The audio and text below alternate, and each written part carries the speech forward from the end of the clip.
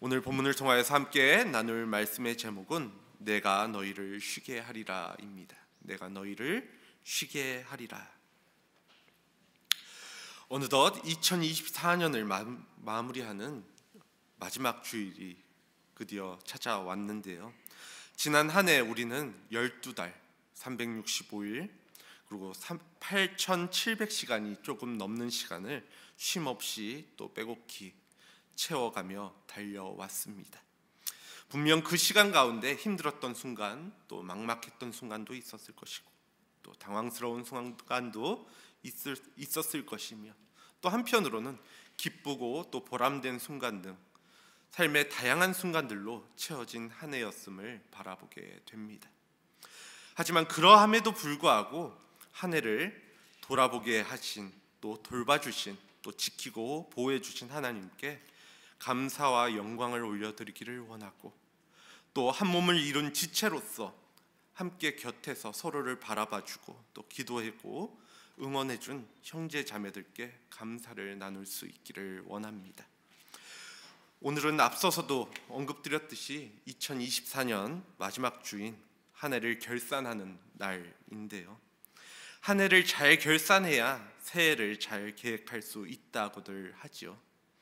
그런데 우리 믿는 자들은 한 해를 어떻게 마무리하는 것이 잘 결산했다라고 이야기할 수 있는 것일까라는 생각을 해보게 됩니다. 물론 기뻤던 일이나 슬펐던 일이 얼마나 많았나, 또 잘했다 칭찬받을 일과 또 잘못했다 책망받을 일이 얼마나 많았나, 얼마나 열심히 예배를 하고 얼마나 열심히 우리가 봉사했나를 통해서 지난 한 해를 결산할 수도 있을 것입니다. 그러나 우리는 기뻤던 일이든 그 순간이 우리에게 힘들었던 일이든 또 칭찬받을 일이었건, 우리가 그 일을 통해서 책망받을 일이 있었건, 무엇보다도 그 순간순간을 어떻게 우리가 지내왔는가, 그 순간순간을 어떻게 우리가 흘려왔는가를 돌아볼 필요가 있습니다. 아무리 힘들고 막막했던 순간이라 할지라도 주님의 도움을 구하며 주님과 함께 했다라고 한다면, 주님과 동행했다라고 한다면 그 시간은 분명 충성된 시간으로 결산될 것이고, 아무리 기쁘고 즐거웠던 순간이 많았다 할지라도 그 자리에 주님이 계시지 않았다라고 한다면 그 시간은 빼앗긴 시간으로 결산될 것이기 때문이지요. 우리가 지난 1년 12달 중 몇 날 몇 시간을 충성되게 살았든, 또 몇 날 몇 시간, 또 얼마의 시간을 빼앗기고 살았든 하나님의 은혜로 우리에게 또 1년 12달 365일을 또 허락해 주실 것입니다. 그렇게 다시 시작할 수 있는 기회와 또 용기를 우리에게 허락하여 주신다라는 것이죠. 그 사실이 감사한 일임에는 분명합니다. 그렇지만 우리의 인생의 마지막 날에 총결산하는 시간이 있을 것 역시도 우리는 기억해야 하는 것이죠. 1년 12달을 결산하는 오늘과 같이 또 우리의 인생을 결산하는 그 순간도 분명히 우리에게 찾아온다는 것을 기억해야 한다라는 것입니다. 그때 주님이 주신 시간과 기회를 내가 이렇게 채워갔습니다, 이렇게 만들어갔습니다, 주님이 주신 재능과 또 물질을 내가 이렇게 사용하였습니다 라고 겸손하지만 당당하게 고백할 수 있는 여러분들 다 되어지기를 원합니다. 예전에 어떤 광고에서 열심히 일한 당신 떠나라라는 카피 문구가 유행했던 적이 있습니다. TV를 틀면 그런 문구가 흘러나왔던 적이 있었는데요. 많은 사람의 마음에 있는 쉼과 또 여행에 대한 욕구를 자극한 광고였죠. 예수님도 우리의 쉼에 대한 욕구를 자극하는 카피 문구를 말씀하신 적이 있는데요. 우리가 잘 알고 있는 오늘 본문 말씀입니다. 오늘 본문 28절 말씀인데요. 수고하고 무거운 짐진 자들아 다 내게로 오라, 내가 너희를 쉬게 하리라 라고 말씀하셨다라는 것이죠. 많은 사람들이 이 구절을 좋아하는 이유는 아마도 오늘날을 살아가는 대부분의 사람들이 모두 이렇게 짐진 자처럼 하루하루를 살아간다라는 것, 그리고 지치게 힘들고 지치고 힘든 그러한 삶을 살아가기 때문일 것입니다. 주님께서는 그러한 우리들의 인생을 수고하고 무거운 짐진 자들이라고 부르셨습니다. 이러한 상황에는 누구도 예외가 없지요. 학생들은 학업의 짐에 고통스러워합니다.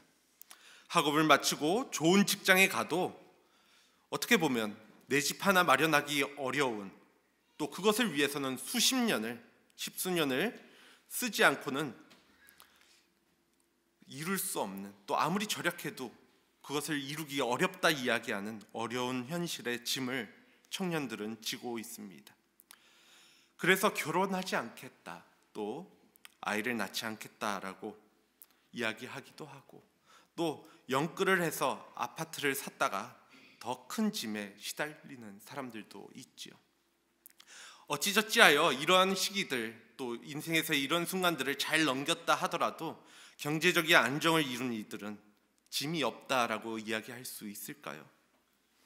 여기저기 아프기 시작하면서 건강에 짐을 지고, 또 자녀라는 또 존재가 짐이 되기도 하고, 또 인생의 노년에 접어들면서 허전함이라는 짐을 안고 살아가기도 합니다. 이 모든 짐들 중에 누군가가 지운 짐도 있을 것이고, 또 스스로 진 짐도 있겠지요. 분명한 것은 세상 모두는 이러한 건강의 짐, 물짐의 짐, 또 도덕의 짐, 미래의 짐을 살아가고 있다라는 사실입니다. 어느 누구도 빠짐없이 이러한 짐을 지고 살아가고 있다라는 것이죠. 이러한 관점에서 본다면 수고하고 무거운 짐진 자에 누구도 예외는 없다라는 것입니다. 그래서 우리 모두에게는 쉼이 필요하고 쉼을 원합니다. 최근에 국민건강보험공단이라는 곳에서 발표한 자료에 따르면 지난 5년간 수면장애 환자가 28%가 증가한 110만 명에 이른다라고 합니다. 불면증에 시달리고 있는 사람들이 110만 명 이상이 된다라고 하죠. 통계적으로 잡힌 숫자만 그렇다라는 것입니다. 잠들기 어려울 정도로 각자의 근심과 걱정 가운데 짐을 지고 살아가는 사람들이 그렇게 많다라는 것이죠. 그런데 주님께서는 이러한 우리를 이렇게 초청하고 계십니다. 수고하고 무거운 짐진 자들아, 다 내게로 오라. 내가 너희를 쉬게 하리라. 오늘 주님께서 수고하고 무거운 짐진 자들에게 쉼을 주시기 위해서 요구하시는 것이 있는데요. 그것은 바로 다 내게로 오라라는 것이었습니다. 다 내게로 오라.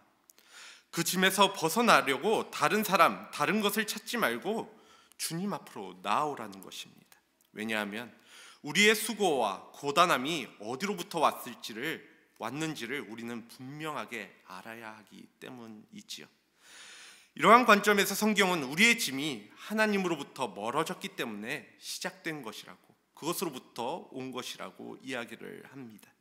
창세기를 보면 최초의 인간인 아담이 하나님의 말씀에 불순종하여서 하나님으로부터 멀어졌기 때문에 땀 흘려 일해야 하는 수고가 시작되었고, 또 해산의 고통이 시작이 되었습니다.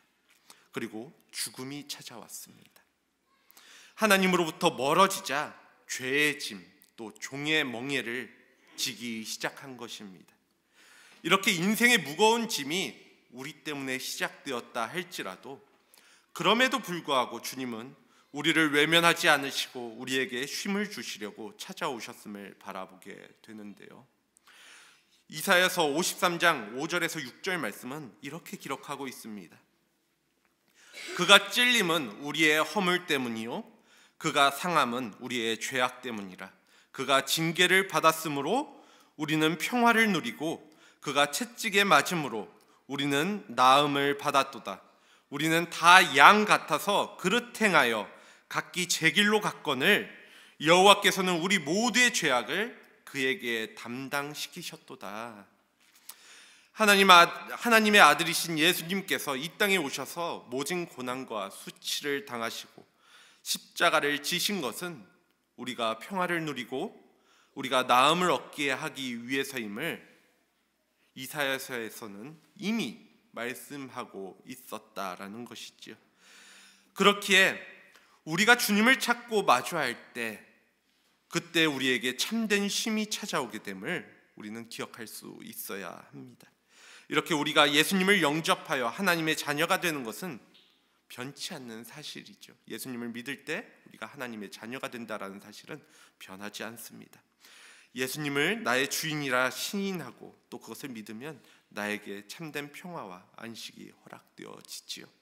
그런데 우리가 예수님을 나의 주라 믿고 시인해도 때로는 그럼에도 불구하고 주님으로부터 멀어질 때도 있습니다. 주님을 바라보다가 세상에 더 집중하게 될 때가 있다라는 것입니다. 그렇게 되면 신앙조차도 짐처럼 느껴지게 되기도 하지요. 당시 수고하고 무거운 짐진 자들아 다 내게로 오라 내가 너희를 쉬게 하리라 라는 예수님의 이 초청을 들은 자들을 생각해보면 그들은 다 유대인들이었습니다. 당시 유대인들이 메고 있었던 멍에 무거운 짐이 무엇이었는지 다 잘 알고 계실 것입니다. 그들의 짐은 율법의 짐이었죠. 그들은 서기관들과 바리새인들이 가르치는 613가지의 계명을 지키느라 말 그대로 삶 자체가 허덕이면서 살아가고 있는 인생이었습니다. 그리고 혹여나 그러한 율법을 범하여 하나님께로부터 벌을 받을까 노심초사하며 살아가는 인생이었죠. 하나님께서는 우리의 안식을 위해 안식일이라는 계명을 주셨지만 그들은 안식일을 범할까 봐 안식이 없는 안식일을 지켜나가고 있었던 것입니다. 우리 역시도 지난 한 해를 돌아보며 혹시 이렇게 신앙생활을 하지 않았나 돌아볼 수 있어야 합니다. 나에게 힘을 주시겠다 약속하신 주님을 바라보면서 때로는 예수 믿는 것이 짐으로 다가오지는 않았나, 그것이 나에게 어려움으로 다가오지는 않았나 바라볼 수 있어야 한다라는 것입니다. 주님으로부터 멀어지면 유대인처럼 하나님의 말씀을 오해하기 쉬워지게 될 것이기 때문이죠. 또 우리에게 11조를 하도록 하신 것도 그렇게 하지 않으면 있는 것을 빼앗기 위함이 아니라 우리에게 주어진 물질의 주인이 누구인지 기억하게 하시고 또 우리로 물질의 노예가 되지 않도록 하기 위함이지요. 마찬가지로 우리로 봉사를 하게 하는 이유 역시도 교회에서 일손이 부족하거나 무슨 일을 시키고자 함이 아니라 그것에 목적이 있는 것이 아니라 그 안에 섬김의 기쁨을 함께 누리도록 하기 위해서입니다. 그렇게 우리는 그 모든 일에 다 내게로 오라 하신 주님의 음성에 귀 기울여 주님과 항상 마주하며 살아가고 있는지 하루하루를 점검하고 또 돌아볼 수 있어야 한다라는 것입니다. 지난 2024년을 돌아보면서도 그러한 삶을 살았는지, 특별히 2024년에 우리의 주제가 또 표어가 있었죠. 새 사람이 되자라는 주제를 가지고 살아갔었는데 정말 내가 그 말씀대로 예수 믿음으로 새 사람 입은 사람으로서 또 그리스도인으로서 살아갔는지, 거기에 합당하게 그것이 짐이 아니라 기쁨으로 살아갔는지 그것을 점검해 볼 수 있어야 한다라는 것입니다. 이는 우리가 인간관계를 할 때도 마찬가지입니다. 우리도 대화를 하고 인간관계를 가질 때 글이나 전화로 정보 전달은 되지만 감정이나 뉘앙스까지 전달되지 잘 않기 때문에 오해가 생길 수 있기에 민감한 내용들은 대부분 얼굴을 마주하며 대화하는 것이 가장 좋다고 이야기하는 것처럼 우리가 하나님과의 관계에 있어서도 이렇게 주님과의 관계에 있어서도 그냥 내가 주님은 이렇게 생각하시겠지라고 마치는 것이 아니라 항상 주님과 마주하는 자세로, 마주함으로 말씀 가운데 또 나의 삶을 돌아보면서 주님을 바라볼 수 있는, 주님과 대화할 수 있는 그러한 시간들이 필요하다라는 것이죠. 본문 27절 말씀입니다. 내 아버지께서 모든 것을 내게 주셨으니 아버지 외에는 아들을 아는 자가 없고 아들과 또 아들의 소원대로 계시를 받은 자 외에는 아버지를 아는 자가 없느니라. 하나님께서 아들 예수님께 모든 것을 주시고 그 아들을 우리에게 보내주셨습니다. 우리와 가깝게 소통하기 위해서 아들을 보내주셨죠. 육을 입고 오신 예수님이라는 말은 곧 멀리 계신 하나님이 아니라 그냥 우리를 창조하시고 내버려 두신 하나님이 아니라 우리 가운데 함께하고 계신 하나님이심을 말씀하고 있는 장면입니다. 그래서 그 아들 예수님을 통해서 하나님의 마음을 알고 오해하지 않고 순종하도록 하기 위해서 예수님께서 이 땅 가운데 오셔서 우리 인간들과 함께 하여 주셨습니다. 이 사실을 안다라고 한다면 우리는 다 내게로 오라라고 말씀하신 주님께로 나아갈 수 있어야 하는 것이지요. 힘들고 막막하고 또 안개 속을 걷는 것처럼 도무지 앞을 보이지 않을 때 주님을 찾기를 바라고, 그럴 때마다 주님 오라고 하셨으니 내 삶을 주님께 맡겨드립니다, 나의 삶을 인도해 주십시오라고 간구하며 주님 앞에 머무를 수 있는 우리의 인생 되기를 바랍니다. 물론 그렇다고 주님께 가서 우리의 무거운 짐을 맡기면 우리는 아무것도 하지 않고 가만히 쉬기만 하면 그 모든 문제가 해결되는 것은 아님을 잘 알고 계실 것입니다. 예수님이 내게로 오라 하신 이유에 대해서 이유 말씀은 이렇게 기록하고 있는데요. 본문 29절 30절 말씀입니다. 나는 마음이 온유하고 겸손하니 나의 멍에를 메고 내게 배우라. 그리하면 너희 마음이 쉼을 얻으리니 이는 내 멍에는 쉽고 내 짐은 가벼움이라 하시니라. 즉 예수님의 멍에를 메고 배우라는 것입니다. 오늘 말씀은 무거운 짐 때문에 예수님께 갔더니 또 다른 멍에가 있다라고 이야기하고 계시는 것이죠. 여기서 멍에는 속박처럼 느껴지기에 부정적인 이미지를 우리에게 주기도 하는데요. 그런데 멍에는 연결되어지다, 연합하다라는 의미를 가지고 있습니다. 당시 널리 사용되었던 농사 도구가 나이든 소와 또 어린 소를 그 하나로 묶어주는 그 멍에라는 도구였는데, 이것은 어린 소가 노련하고 힘센 어른 소의 영향을 받아서 멍에를 메고 농사하는 것을 배우는 것을 의미한다라는 것이었다라고 합니다. 이것이 신앙생활이지요.